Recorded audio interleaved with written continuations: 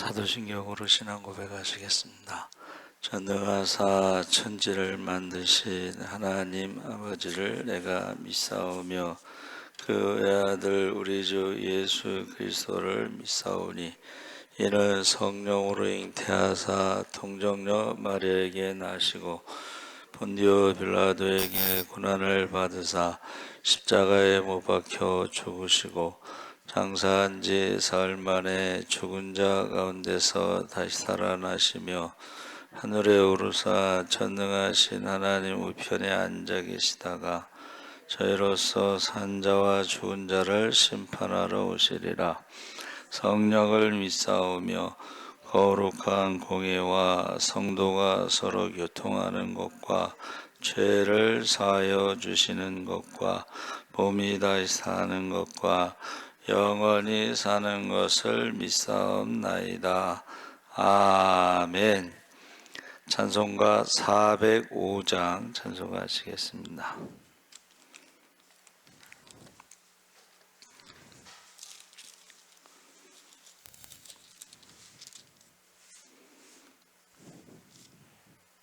찬송가 405장 찬송하시겠습니다. 주의 친절한 발에 안기세 우리 마음이 평안하리니 항상 기쁘고 복이 되겠네. 영원하신 발에 안기세 주의 발에 그 크신 발에 안기세 주의 발에 영원하신 발에 안기세 날이 갈수록 주의 사랑이 두루 광명하게 비치고 편성 가는 길 편히 가리니 영원하신 발에 안기세 주의 발에 그 크신 발에 안기세 주의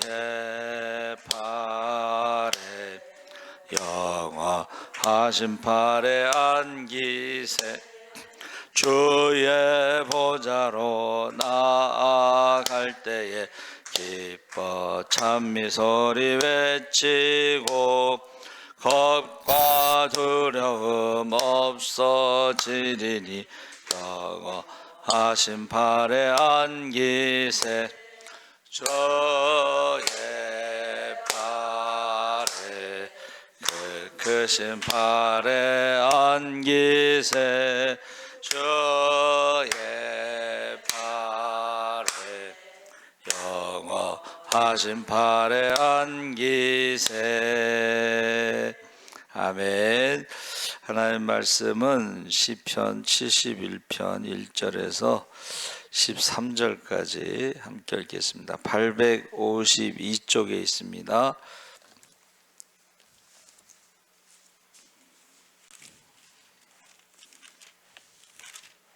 852쪽 71편 1절에서 13절은 좀 긴가?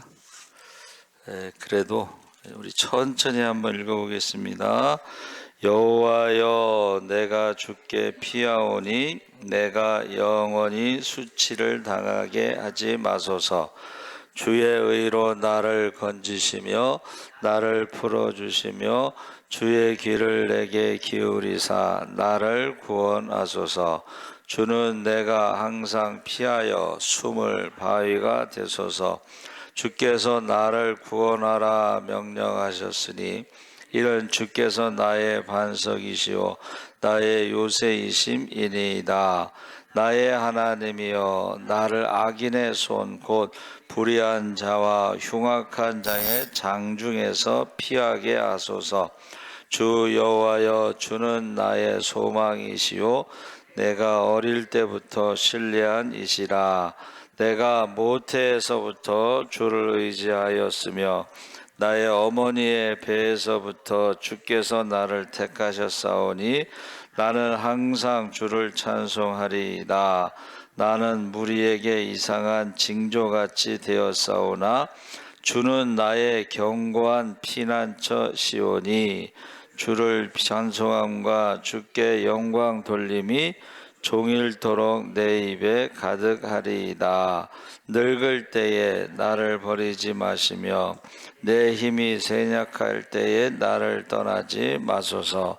내 원수들이 내게 대하여 말하며 내 영혼을 엿보는 자들이 서로 꾀하여 이르기를 하나님이 그를 버리셨은즉 따라잡으라 건질 자가 없다 하오니 하나님이여 나를 멀리하지 마소서. 나의 하나님이여 속히 나를 도우소서. 내 영혼을 대적하는 자들이 수치와 멸망을 당하게 하시며 나를 모해하려 하는 자들에게는 욕과 수욕이 덮이게 하소서. 아멘. 할렐루야. 좋은 아침입니다. 잘 오셨습니다. 오늘 말씀의 제목을 처음에는 노년의 기도 그랬다가 가장 힘들 때 뭐 이렇게 말씀의 제목을 바꿨어요. 가장 힘들 때가 언제일까? 가장 힘들 때는 가족 문제, 자녀 문제라고 생각을 했어요. 네, 이제 그 가족 문제, 자녀 문제도 이제 자녀들이 이제 성장한 다음에 부모의 품을 떠났을 때에 가장 힘든 것이 이제 노년에 대해서 지금 기도를 했다 그렇게 했는데 그냥 유튜브에는 그냥 가장 힘들 때라고 했어요. 그래서 시편이 150편인데 표제어가 있는 시편이 106개 그리고 표제어가 없는 시편이 34개.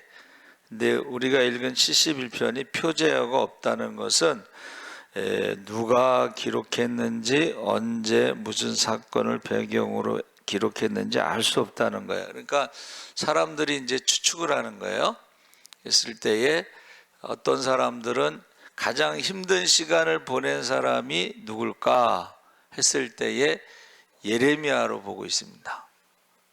나라가 망했을 때에 그 예레미야 눈물의 선지자 또 한 사람은 구약에서 가장 힘든 인생을 산 사람이 누굴까 했을 때에 다윗으로 보고 있습니다. 다윗.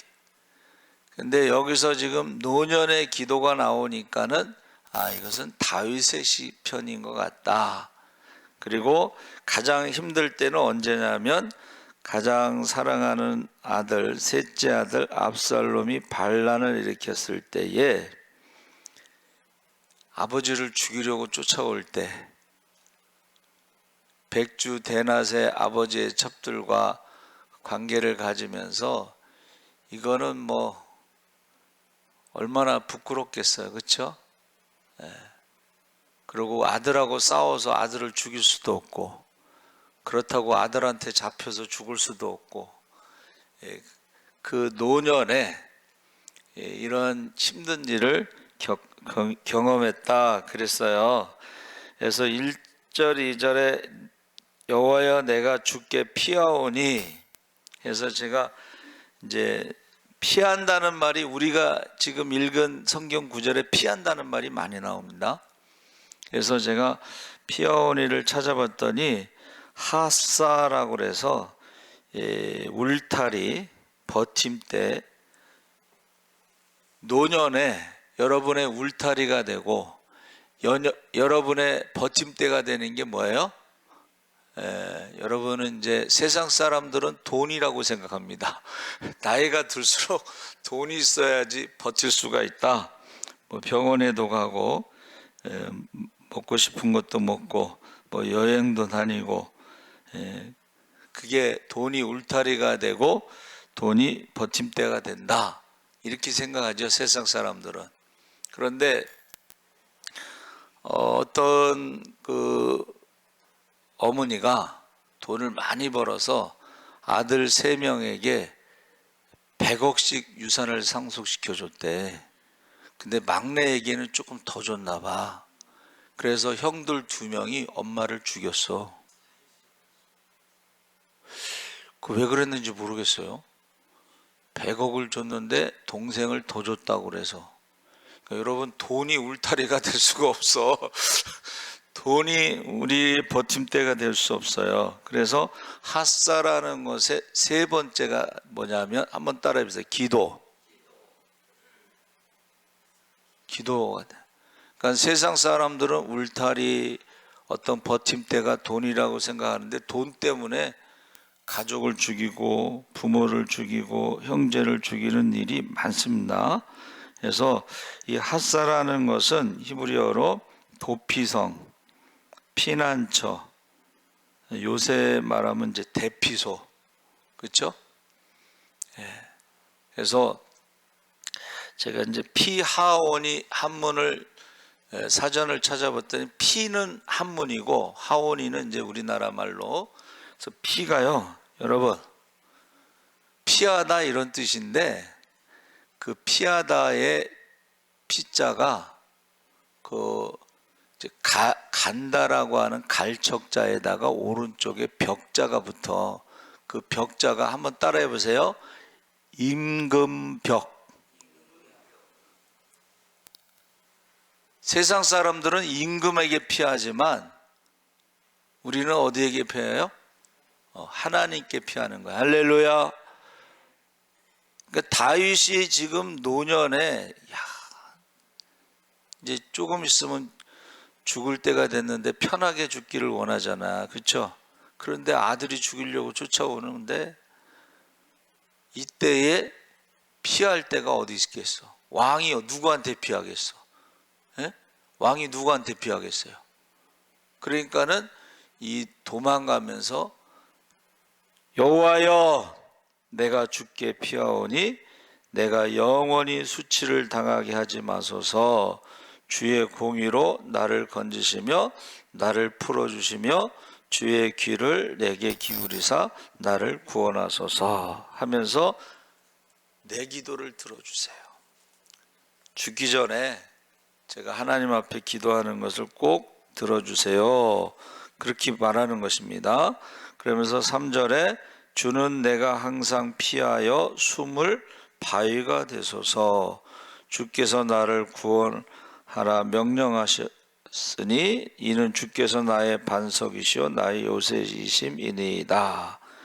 이거는 이제 다윗이 전쟁을 많이 했는데 그 가운데서 하나님이 항상 요새가 되고 피할 바위가 되고 자기를 이렇게 보호해 주셨다, 이것을 고백하는 거예요. 그러니까 하나님, 이거는 과거에 대해서 지금까지 모든 전쟁에서 하나님이 나를 지켜주신 것처럼 지금도 나를 지켜주세요, 이렇게 고백하는 거예요.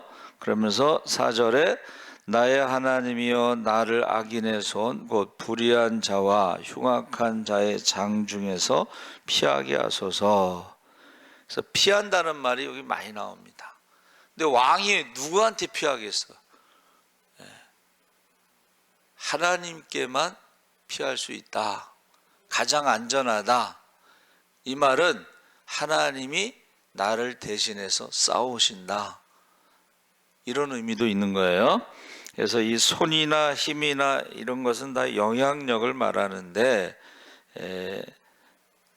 아버지, 어머니의 손이 자녀들의 삶에 그 어떤 보호막이 되고 울타리가 되잖아요, 그렇죠? 그래서 옛날 어른들 말씀이 소도 언덕이 있어야 비빈다고. 여러분, 여러분의 자녀들이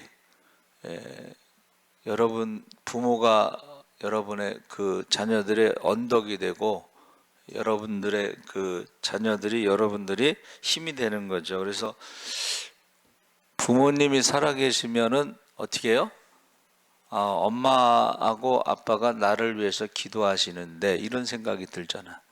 저도 이제 어머니가 돌아가시고 나서는 아, 나를 위해서 기도해 주실 어머니가 안 계시구나, 이런 생각이 들더라고요. 그래서 이제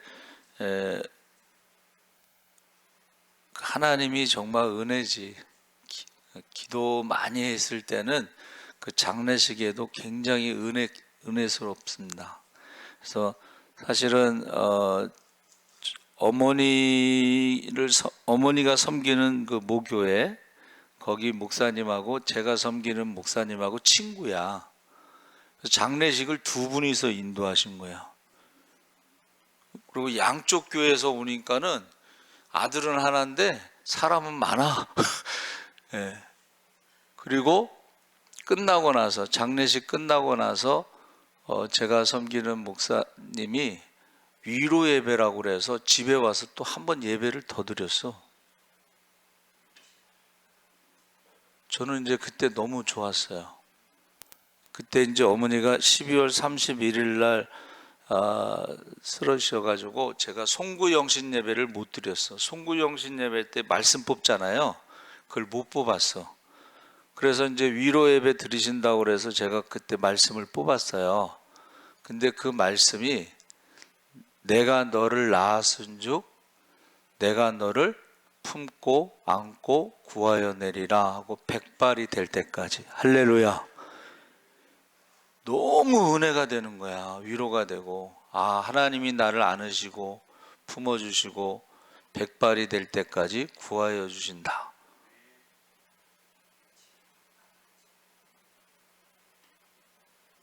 여러분, 목사가 아프면 누가 위로해 주겠어요? 난 그래서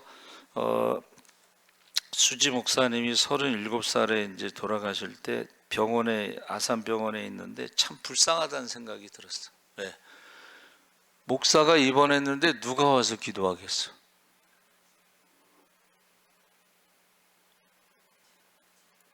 왕이 지금 도망가는데 누구한테 피하겠어? 그래서 우리가 노년에 세상 사람들은 그 울타리, 세상 사람들은 버팀대가 돈이라고 생각하지만 돈도 아닌 것 같아. 그쵸? 100억씩 유산을 물려줬는데 그 아들들이 죽였으니 뭐 그게 무슨 울타리가 되고 그게 어떤 버팀대가 되겠어.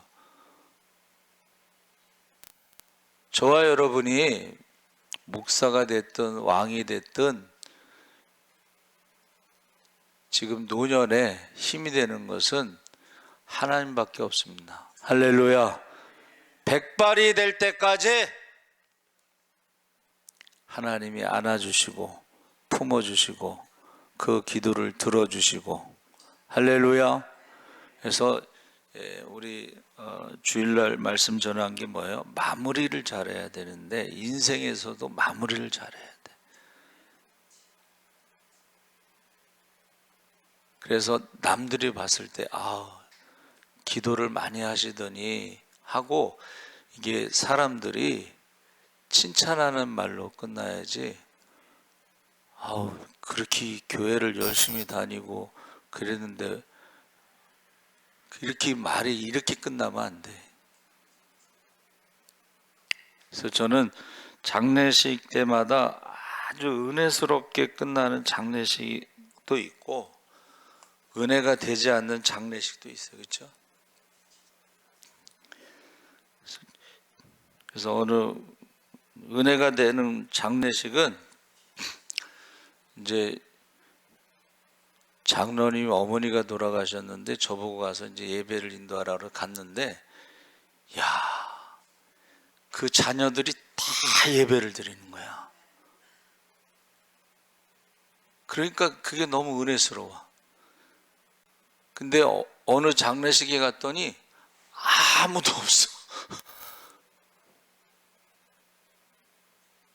그게 이제 아들 하나 딸 하나인데 제가 뭐라 그랬냐면 그 딸한테 그랬어요.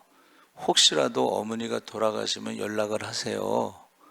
그랬더니 이제 연락이 왔어. 목사님 어머니 돌아가시면 연락하라고 그랬죠? 연락이 왔어.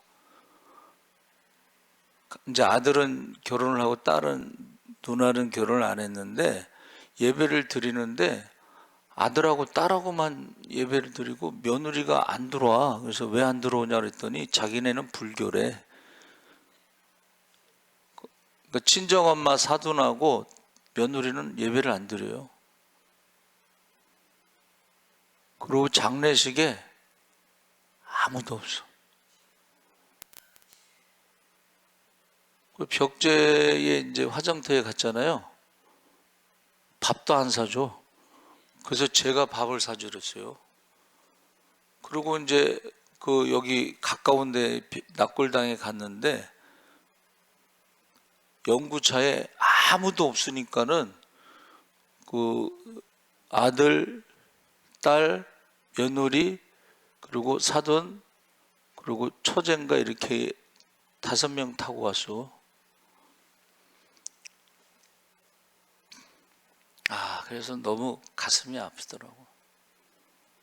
그래도 그 권사님이 자기 죽으면 장례식 치러달라고 우리 교회로 온 지 얼마 안 돼요. 머리도 좋아. 그래가지고 만약에 우리 교회를 안 왔고 그냥 돌아가셨으면은, 요양병원에서 돌아가셨으면 어떻게 됐을까? 여러분, 노년의 기도가 꼭 필요한데 그 노년의 기도가 뭐예요? 내가 하나님께 피합니다. 그래서 다윗은요, 자기가 임금이지만 왕이지만 하나님 앞에 기도할 때는 제가 왕입니다 이렇게 기도한 적이 없어. 나는 죄인입니다. 나를 버리지 마세요. 용서해 주세요. 성령을 거두지 마세요. 내 안에 새로운 영을 창조해 주세요. 내 마음을 깨끗하게 해 주세요. 그 회개 기도를 많이 했어요. 그리고 그 하나님의 은혜와 사랑을 시편 150편의 결론이 뭐예요? 호흡이 있는 자마다 여호와를 찬양하라. 하나님, 제가요 살아있는 동안에는 찬양을 하겠습니다. 감사를 하겠습니다. 그래서 하나님이 저에게 베풀어 주신 그 은혜를 사람들에게 알리겠습니다. 마무리를 잘해야 돼. 마무리. 그렇죠? 그래서 여러분들이 세상 사람들처럼 무슨 돈이 울타리가 되고 버팀대가 절대 되지 않습니다. 그 돈이 많으면 자녀들이 싸워. 그리고 난 그건 또 처음 들었는데 납골당에 모시잖아요. 그럼 1년 있다가 돈 내는 게 있다면서요? 1년 있다가 납골당 그 관리비인가 돈을 내야 되는데 그거 가지고 싸운대. 아니, 유산 받아 처먹었으면은 관리비 정도는 내야 되지. 근데 유산은 받아 먹고 관리비 때문에 싸운대. 그래가지고 납골당 그거를 계약을 파기하고 갖다 뿌린대. 예? 여러분, 정신을 똑바로 차리세요. 예? 자식이 울타리가 되지 않습니다. 자식이 울타리가 된다고 하는 것은 착각하는 거야. 어? 자식이 버팀대가 된다? 그것도 착각하는 거야. 하나님만. 여러분, 예수님이 마지막에 십자가에서 죽으실 때 뭐라 그랬어요? 너희가 다 나를 버릴지라도 아버지께서는 나와 함께 하시느니라. 할렐루야. 마지막 기도가 뭐예요? 내 영혼을 제자들에게 부탁합니다라고 안 했잖아. 내 영혼을 아버지께 부탁하나이다. 다윗의 그 노년의 기도 어디로 피하느냐? 그 결과가요 전혀 달라. 그래서 저 여러분이 꼭 노년의 기도를 배우셔야 돼. 내가 지금 누구를 의지하며 살아가는, 무엇을 의지하며 살아가는가? 옛날 어른들 말도 잘 들어보세요. 뭐라 그랬어요? 무자식 상팔자다. 나는 어른들이 왜 그런 말을 하시지? 왜 하겠어? 품 안의 자식이고, 품 안의 자식이. 여러분 저기 사람들이 다 연구를 한 거야. 이거는 자녀들이 걷기 시작하고 말하기 시작하면 말 안 듣고, 그 다음에 가장 힘들 때가 사춘기고, 그 다음에 자녀들은 부모를 떠나서 독립하는 게 소원이야. 그 여러분 속으면 안 돼. 진짜로. 독립해서 따로 나가서 사는 게 소원이야. 그리고 조금 있으면 떠나요.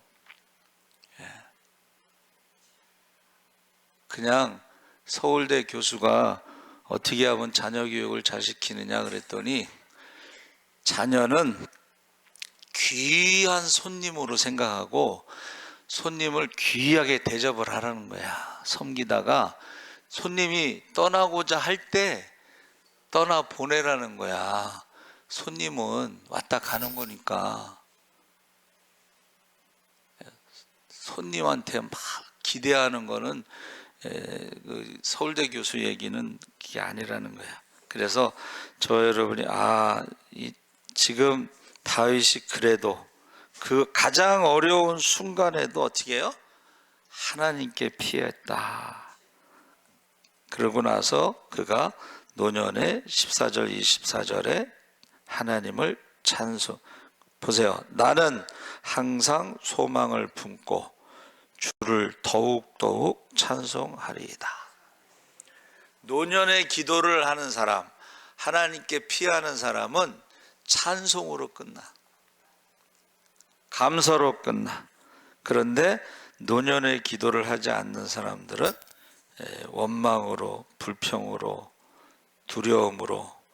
그래서 18절 19절에 하나님이여 내가 늙어 백발이 될 때에도 나를 버리지 마시며 내가 주의 힘을 후대에 전하고 주의 능력을 장래의 모든 사람에게 전하기까지 나를 버리지 마소서.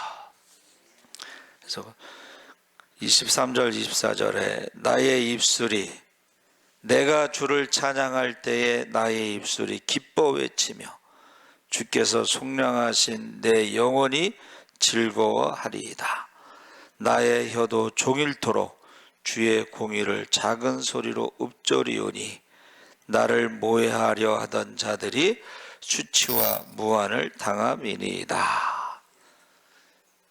마무리가 감사로 찬양으로 이렇게 잘 되시기를 바랍니다. 아멘. 하나님 아버지 감사합니다. 인생이 한 뼘이라고 그랬습니다.